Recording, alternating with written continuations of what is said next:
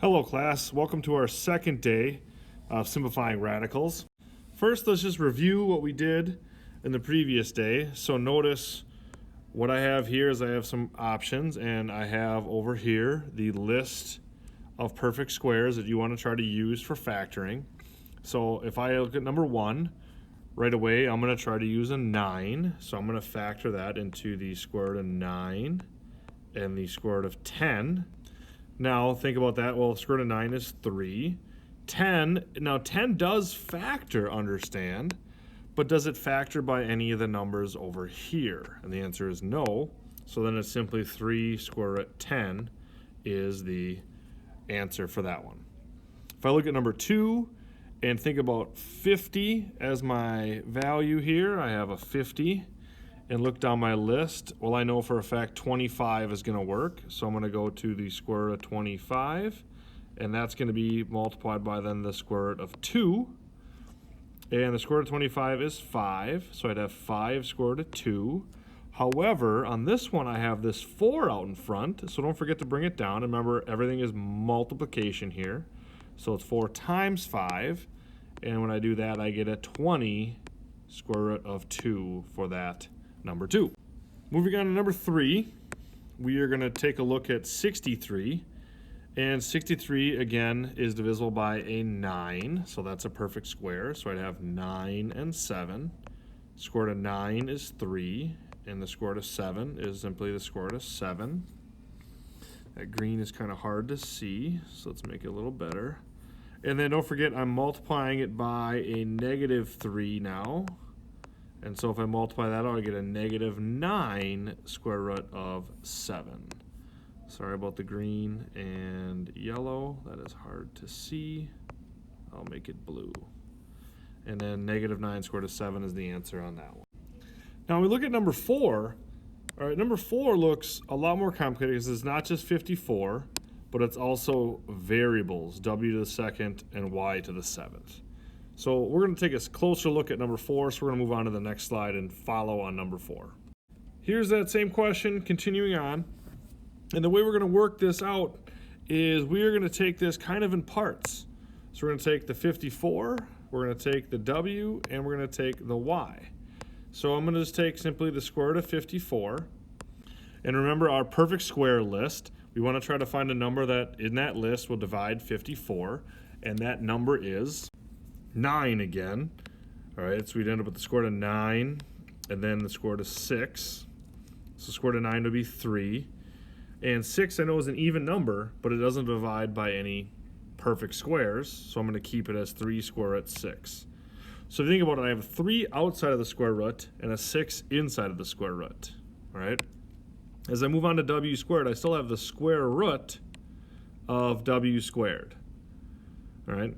Well, that is simply like having x squared in the square root. So anything squared, if I take the square root of it, I would just have w. Or if you think about it, that is w times w is the square root. That's why it can come out.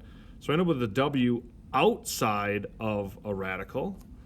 And then I have then the square root of y to the 7th. Now, consider that I have 7 y's there.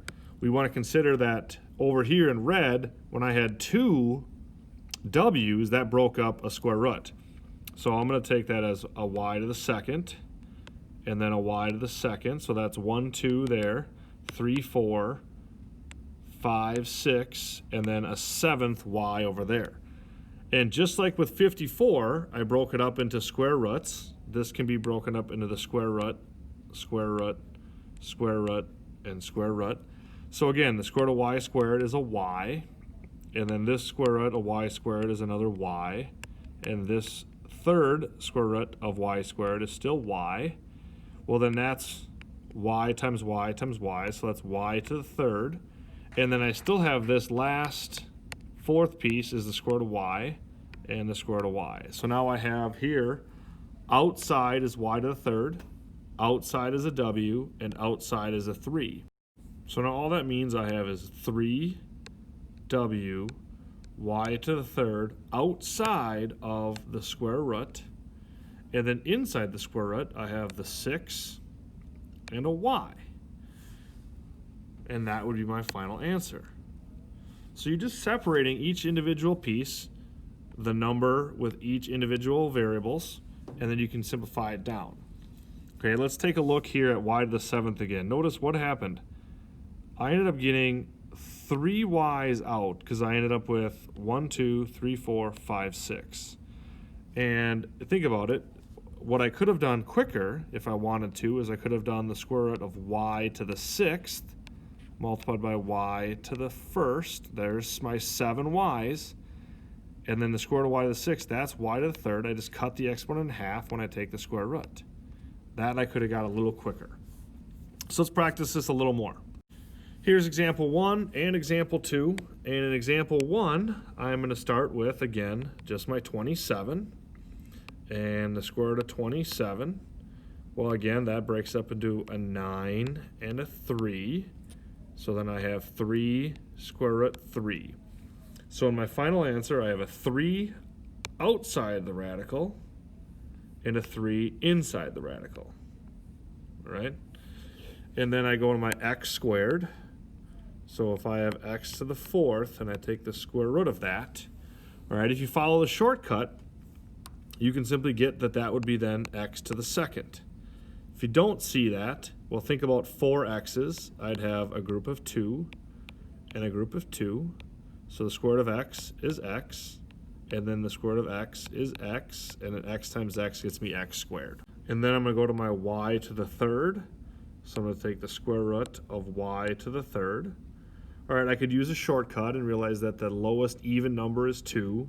All right, or I could break it down, y squared, square root of that, and a y. And that's going to get me a y outside the radical and still a y inside. So then I can put this other y on the outside and then this y on the inside. And then there would be the final answer. Moving on to example 2. All right, same kind of idea. I'm going to start with a 36 and just take the square root of 36, and that is 6. Now let's look at a to the 5th. So I take the square root of a to the 5th.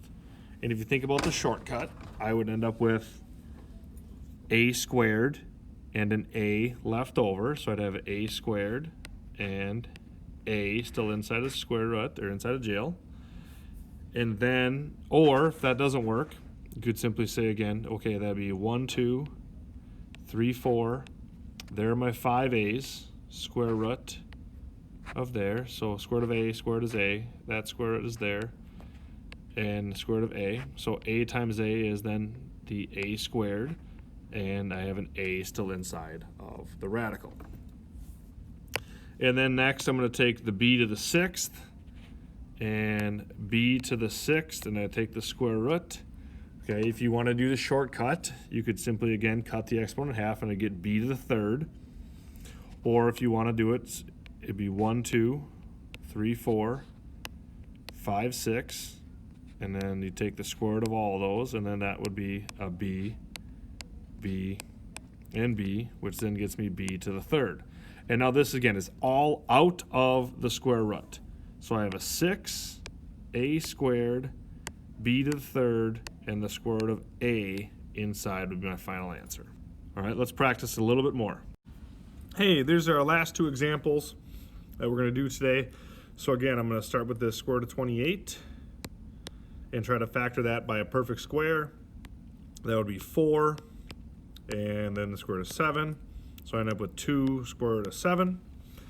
I'm now going to move on to w to the 3rd. So the square root of w to the 3rd. Again, you could do that as you cut it down to an even number and leave one more. All right, or it's w to the 2nd, and w is my perfect square. And w squared to the square root would be just w, and then I'd have the square root of w still. And going on to y to the 8th. Y to the 8th, if I take the square root of that, you could simply, again, cut it in half and just make it y to the 4th. All right, or you could break it up into 2s, so there'd be a 2, 1, 2, 3, 4, 5, 6, and 7, 8. And that square root would just be a y. That square root would also be a y. This square root would be a y, and this square root would be a y. So then I ended up with y to the 4th, and that's all out of the radical. So outside I had a 2, a w, and a y to the 4th. Inside the radical I had a 7 and a w. There is the answer for that one. Our last example today, we're going to start with the 112. So I just do the square root of 112, and that, couple different options there, but the largest perfect square would be a 16. So the square root of 16 and the square root of 7. And so you'd end up with a 4 square root of 7. I'm going to take w to the 4th, so the square root of w to the 4th. Again, you could just take half of the exponent, make it w squared, or you could break it up into groups of 2. There's 1, 2, and 3, 4. Square root of w squared is w. The square root of w squared is w. So now I multiply them and I get w squared. Again, there you go. And then if I use y to the 3rd, the square root of y to the 3rd, again, you could find the lower even number, y squared, and cut that number in half, so you'd have a y and a y, or you could break it up. There's y squared and y, sorry, not y squared, all right, just a y. So a square root of that is y, and then I have the square root of y, which would stay as the square root of y. So notice what got out. I have a 4, a w squared, and a y. So I have 4w squared y.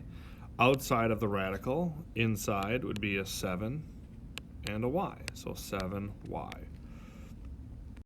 Your homework assignment for today is to simplify radicals worksheet and to do day 2. Good luck. Have a great day.